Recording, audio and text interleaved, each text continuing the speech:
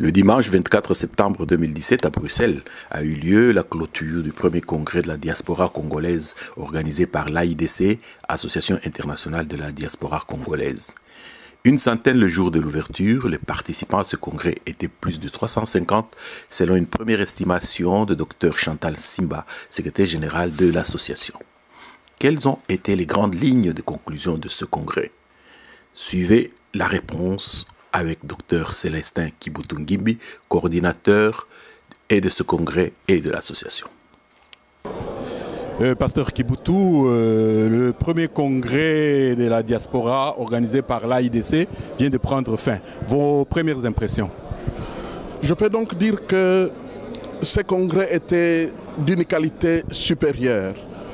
Comme on aime le dire dans nos milieux congolais, c'était du lourd.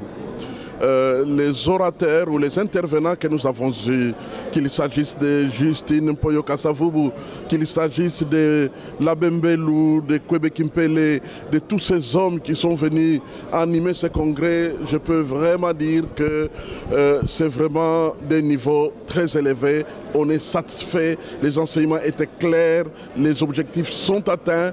Donc on peut vraiment dire qu'on est vraiment heureux et comblé. Maintenant, quant à ce qui concerne la participation, nous pouvons dire que nous sommes satisfaits. Pas très satisfaits, mais nous sommes satisfaits. Nous avons vu beaucoup de gens venir, surtout à cette séance plénière de fin de congrès. Nous avons vu un grand nombre venir et ça ne pouvait que nous réjouir. Et surtout, j'ai vu pour une fois les hommes de la diaspora bouger. Et ça m'a beaucoup réjoui.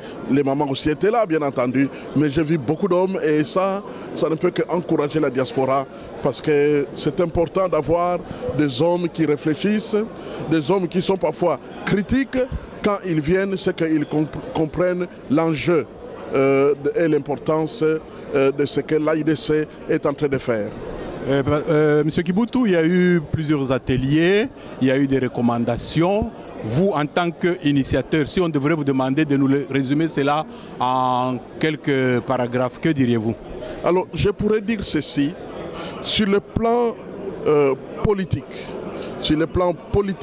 on peut vraiment dire qu'il y a un grand besoin compte tenu de la maladie grave dont souffre notre pays. Parce qu'il n'y a pas un seul individu au monde, tout seul, qui pourrait guérir le Congo. Et nous devons tous mettre la main à la pâte. Et notre contribution serait le contre-pouvoir. Pourquoi? Parce que le contre-pouvoir est constructeur, le contre-pouvoir a des moyens de résoudre les problèmes, le contre-pouvoir est dissuasif. Ça permet à ceux qui peuvent être tentés de se sentir libres de faire ce qu'ils veulent, de se raviser, pour se dire attention, il y a des gens qui me regardent, il y a des gens qui peuvent intervenir. Et ça, c'est très important. Et deuxièmement, dans les ateliers, il était question de l'immigration. Et concernant l'immigration, comme vous le savez, que nous, les gens de la diaspora, nous sommes des immigrés. Et c'était normal que nous puissions réfléchir sur la question de l'immigration, comment résoudre le problème. Et ce que j'ai beaucoup aimé dans les interventions de Kwebe Kimpele, c'est qui nous a amené dans l'histoire, comment les Congolais ont été vendus comme esclaves dans le monde entier, avant qu'on en arrive aujourd'hui où nous commençons à prendre la route de l'étranger volontairement, mais il y a des solutions.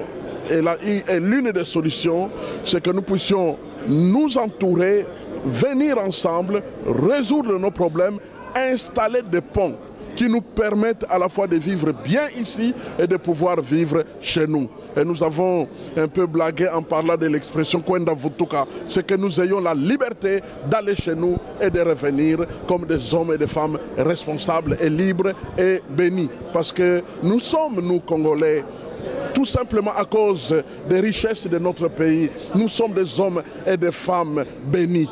Nous sommes bénis et il est normal que nous menions une vie bénie. C'est ce qui nous manque et nous allons nous atteler dans le cadre de l'AIDC pour que les Congolais soient bénis et nous allons nous donner les moyens. Et prochain rendez-vous?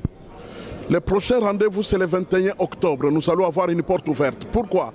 Parce que nous devons, dans un mois, immédiatement nous offrir une réunion ou une journée de suivi parce que nous ne voulons pas perdre les acquis de ce congrès. Le 21 octobre, le samedi 21 octobre, de 10h à 16h, nous viendrons.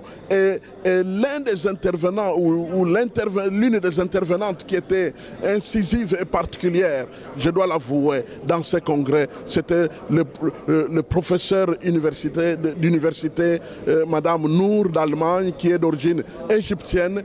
Elle a décrypté, elle a analysé parfaitement la condition du Congo aujourd'hui, et nous pouvons vraiment dire honnêtement que ça vaut la peine qu'elle revienne. Et elle reviendra le 21 octobre de 10h à 16h afin que nous puissions partager ensemble. Et c'est justement à cette occasion que nous rendrons publiques les conclusions de notre congrès. Maintenant, il y aura déjà probablement des communiqués de presse qui vont reprendre les éléments essentiels de ces